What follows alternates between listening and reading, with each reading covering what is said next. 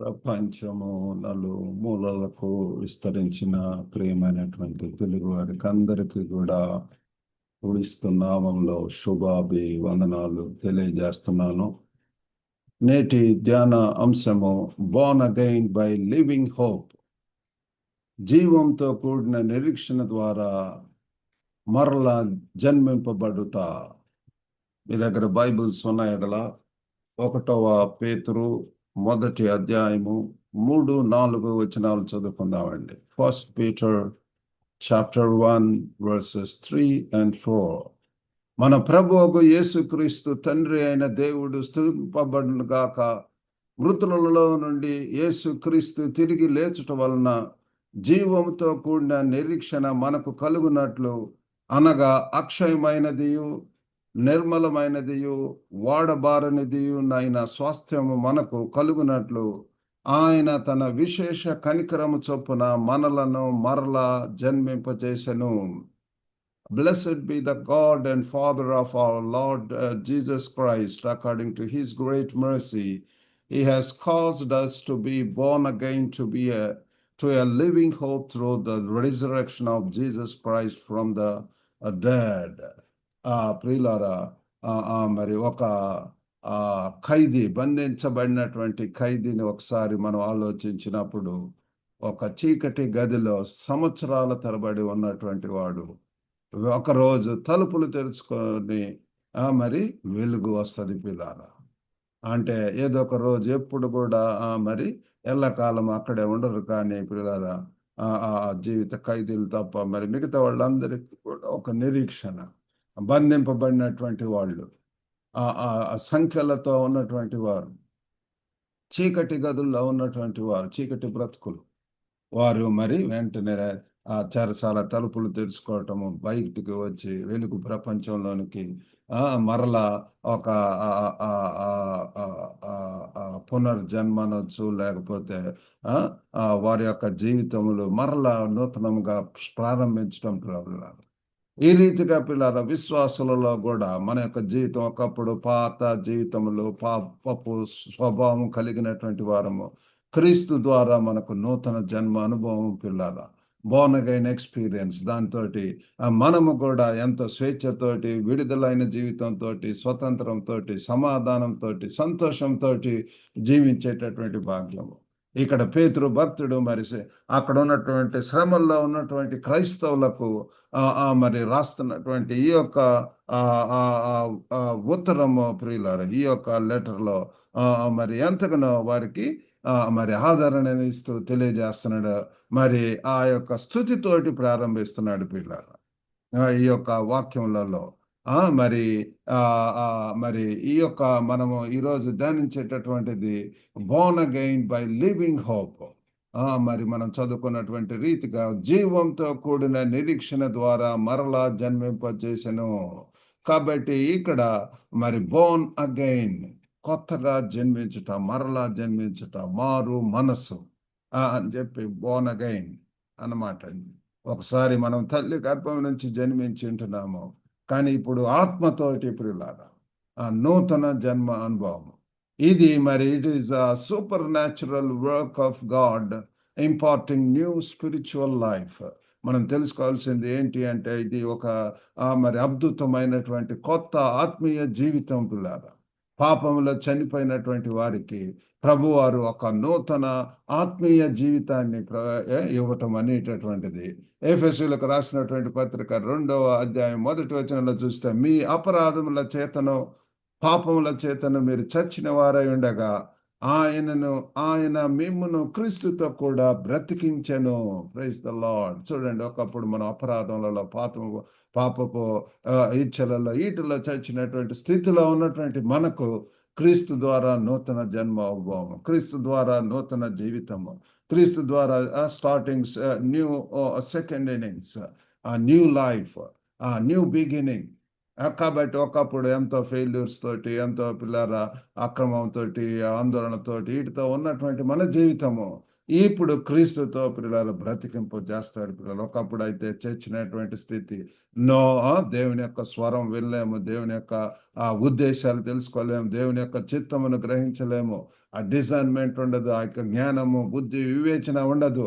ఆ తప్పిపోయిన కుమారుడు ఏ రీతిగా పిల్లల బుద్ధి లేకుండా పిల్లలు ఏ రీతిగా దూర దేశమునికి వెళ్ళి డబ్బును విస్తారంగా ఆ యొక్క ఆ ఆ ఆ ఆ అనేకమైనటువంటి పిల్లల చెడు సహవాసము, చెడు అలవాట్లు, చెడు క్రియలు ఇవన్నిటితో నిశ్చయింటున్నాడు. కానీ తర్వాత బుద్ధి వచ్చినప్పుడు తిరిగి రావటం అనేటువంటిది టర్నింగ్ టోటలీ అగైన్ తండ్రి దగ్గరికి రావటం. అలాగనే పిల్లల మన యొక్క జీవితాల్లో కూడా తండ్రికి దూరమైనంత సేపు ఆ యొక్క క్రీస్తుతో సంబంధము, సన్నిహిత సహవాసం లేనంత వరకు కూడా మన యొక్క జీవితంలో అంతా కూడా కేర్ఫ్రీగా, కేర్లెస్గా ఎంతో పిల్లరా ఒక గురి గమ్యం లేకుండా కేయాస్ తోటి మన యొక్క జీవితాలు ఉంటాయి.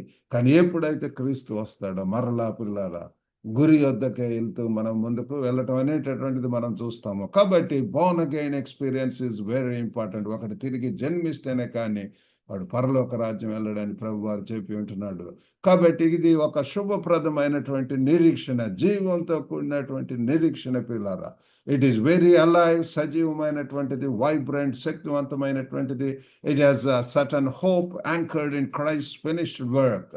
కాబట్టి క్రీస్తు పూర్తి చేసినటువంటి కార్యంపై ఇది సంపూర్ణంగా ఆధారపడి ఉంటుంది. అంతేగాని అది ఏదో మరి నిరీక్షణలు, మరి నాట్ డెడ్ హ్యూమన్ హోప్స్, ఏదో మరి ఆ మనుషులలో ఉండేటటువంటి సామాన్యమైనటువంటి నిరీక్షణ, చచ్చిపోయినటువంటి వారిలో, పాపములతో ఉన్నటువంటి వారిలో ఉండేటటువంటి ఆలోచనలతో కూడుకొనినటువంటిది ఇది కాదు పిల్లారా.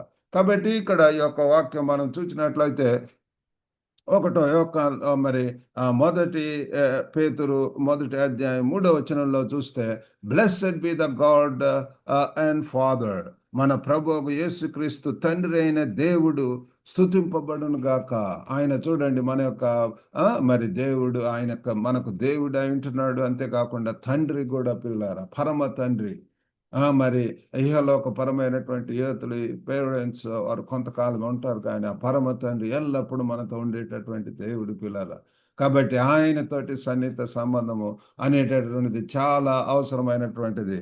కాబట్టి ఇక్కడ 4వ వచనంలో తన విశేష కనికరం చొప్పున, ఇదేదో మన ఇష్టం ప్రకారంగా జరిగినటువంటిది కాదు, కానీ తన యొక్క విశేష కనికరం చొప్పున మనము మన యొక్క మంచితనం కాదు, కానీ దేవుని యొక్క కరుణ, కృప అయి ఉంటున్నది. ఆ రీతిగా అలా మనం మారు మనసు అనుభవం అనేటువంటిది వచ్చి ఉంటున్నది. జన్మ అనుభవం అనేటటువంటిది, తిరిగి జన్మించడం అనేటువంటిది జరుగుతుంది. ఇది దేనికంటే ఒక గొప్ప నిరీక్షణ, జీవంతో కూడినటువంటి ఆ నిరీక్షణ పిల్లారా.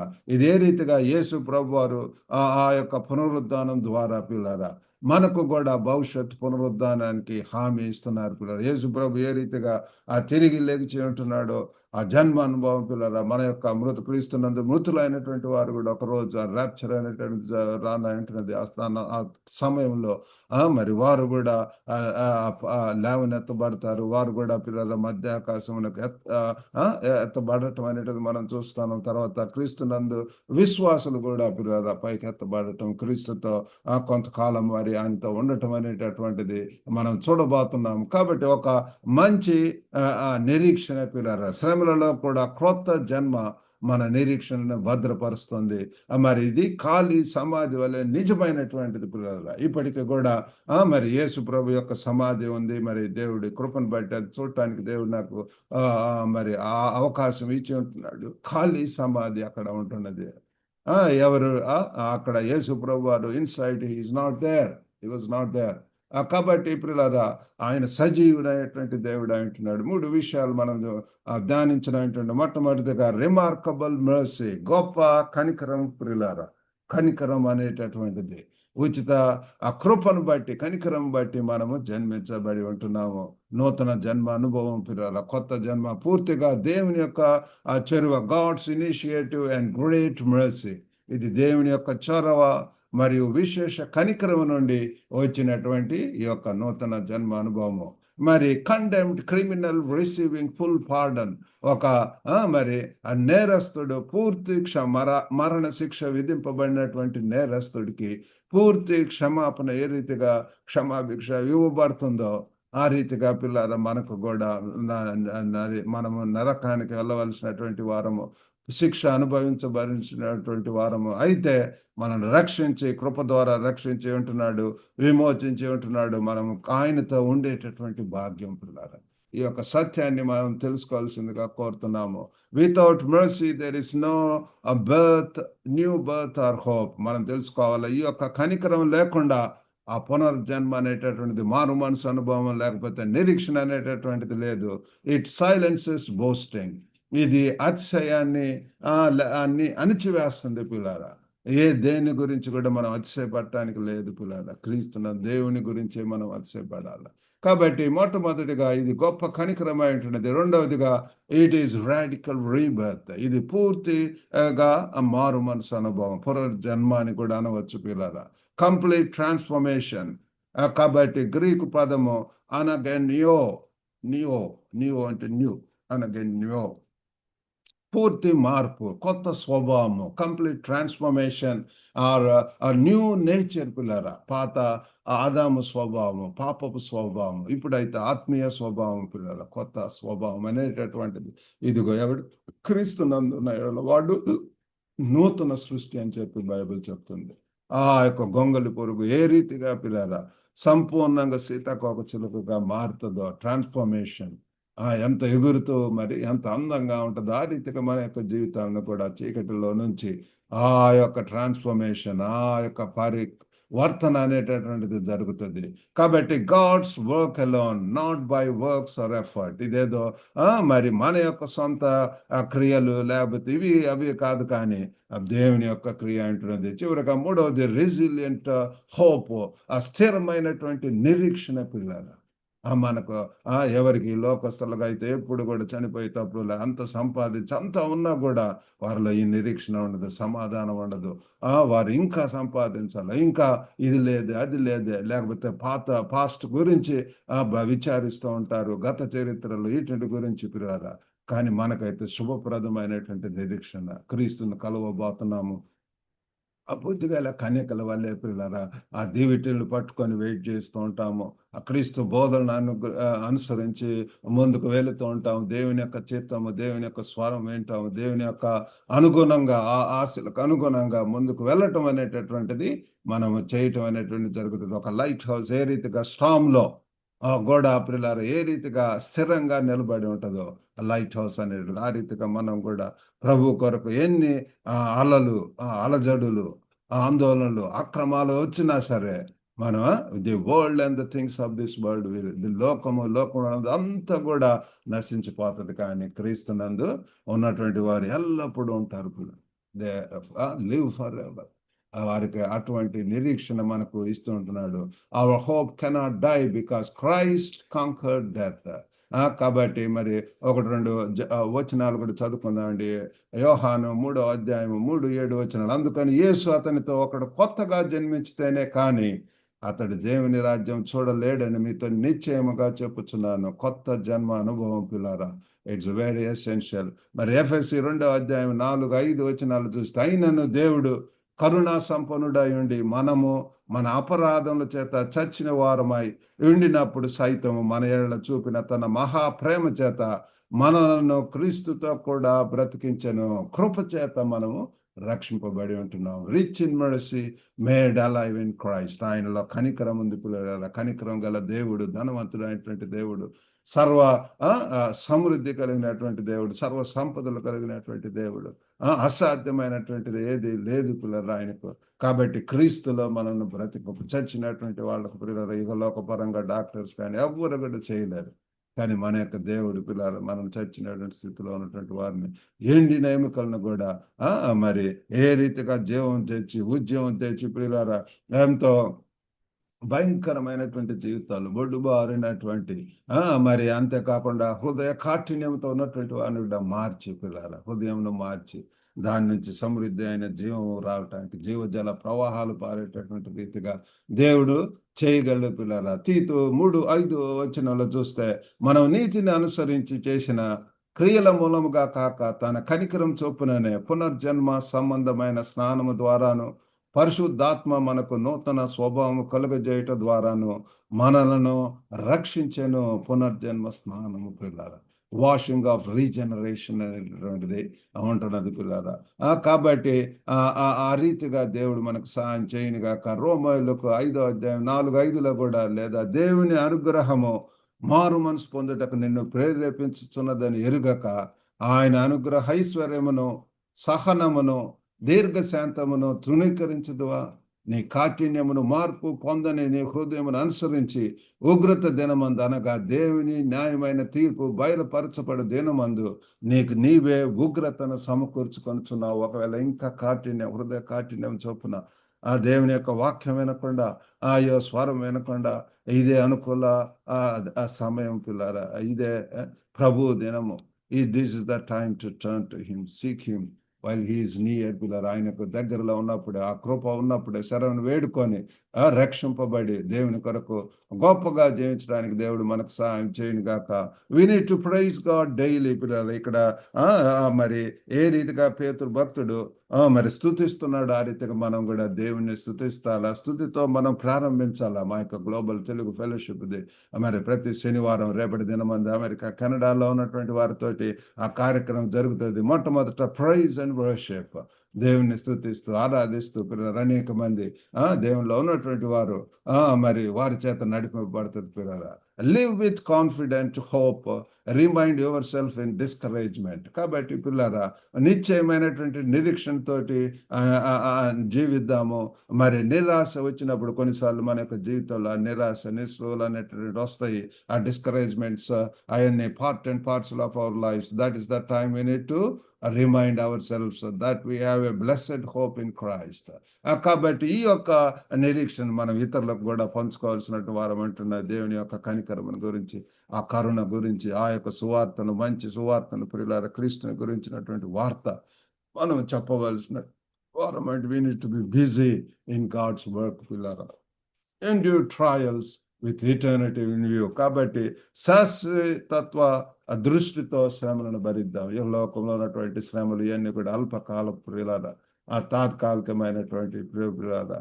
ఈ కొంతకాలము వీటిని భరించినప్పుడు మనకు నిత్యత్వం ఎల్లప్పుడు కూడా అక్కడ శ్రమలు, ఏడుపు, దుఃఖము, విచారం అవన్నీ కూడా ఉండవు. కానీ ఎల్లప్పుడు కూడా స్తుతి స్తుతి స్తుతి. ఆ పరలోకంలో పరిశుద్ధుడు పరిశుద్ధుడు పరిశుద్ధుడు అని చెప్పి ప్రతి గానములతో పిల్లల స్వరూపులు వారందరూ కూడా దూతలు ఏ రీతిగా ఎలుగెత్తి ప్రార్థన చేస్తుంటే స్తుతిస్తున్నప్పుడు పిల్లరా ఎంతగా అటువంటి వైభవం పిల్లరా చూడాలని చెప్పి దేవుడు కోరుతుంటున్నాడు. కాబట్టి God caused us to be born again to a living hope. కాబట్టి మనం తెలుసుకోవాలి, దేవుడు తన విశేష కనికరం చొప్పున మనల్ని మరి శుభప్రదమైనటువంటి నిరీక్షణకు పొందటం కోసం మనల్ని మరలా జన్మింపజేసి ఉంటున్నాడు పిల్లారా. కాబట్టి ఇది మన స్తుతి, ఆదరణ మరియు ఆజ్ఞ. This is our doxology, comfort and commission. ఇది మరి ఆజ్ఞ అంటున్నది పిల్లారా.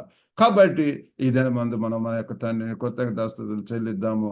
ఒకవేళ ఇంకా మారు మనసు అనుభవం లేకున్నట్టయితే this is the time, seek him, turn to him. 17 సంవత్సరంలో అప్పుడు ప్రభువును ఆ రీతిగా అంగీకరించడానికి దేవుడు నాకు సహాయం చేసి ఉంటున్నాడు. శరణు వేడుకొనండి, తప్పకుండా ఆయన క్షమిస్తాడు. మన యొక్క ప్రతి పాపం నుంచి, కల్మషం నుంచి ఆయన కడిగి పవిత్రం చేసి క్షమిస్తాడు పిల్లారా. విడుదలైనటువంటి జీవితం ఇస్తాడు. కాబట్టి దేవునికై మహిమ కలుగును గాక. ఎల్లప్పుడు కూడా ఆయనతో ఉండటానికి దేవుడు మనకు సహాయం చేయను గాక. చిన్న ప్రార్థన చేసుకుందాం.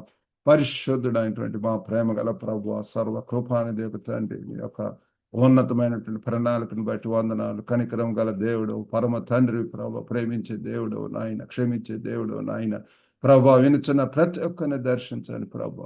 మీ యొక్క ఉద్దేశాల్లోనికి, మీతో సహవాసంలోనికి, మీతో ప్రభు దేవా తండ్రి, మీ యొక్క ప్రియ కుమారులుగా తండ్రి ఉండేటటువంటి భాగ్యం దయచేయండి. క్రీస్తు ద్వారా మీరు ఇచ్చినటువంటి ఆ ప్రివిలేజ్ని బట్టి వందనాలు, ఆ బాధ్యతను బట్టి వందనాలు, ఆ యొక్క అనుభవాలను బట్టి వందనాలు ప్రభు, ఆశీర్వాదాలను బట్టి వందనాలు నాయన.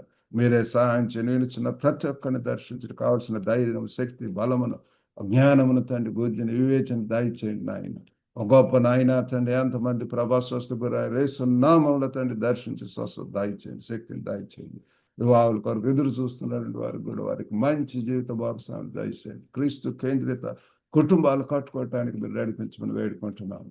ఏదైనా దేవునితో నింపి పంపమని యేసు క్రీస్తు అతి పరిశుద్ధ నామమున అడిగి వేడుకొంచున్నాం తండ్రి. ఆమెన్. ప్రభునాను మీకు అందరు కూడా వందనాలండి. God bless you all. ఈ వాక్యం ద్వారా ఆశీర్వదింపబడితే లింక్ను మీ యొక్క బంధు మిత్రులకు కూడా షేర్ చేయాల్సిందిగా కోరుతున్నాం. God bless you all. Have a good day.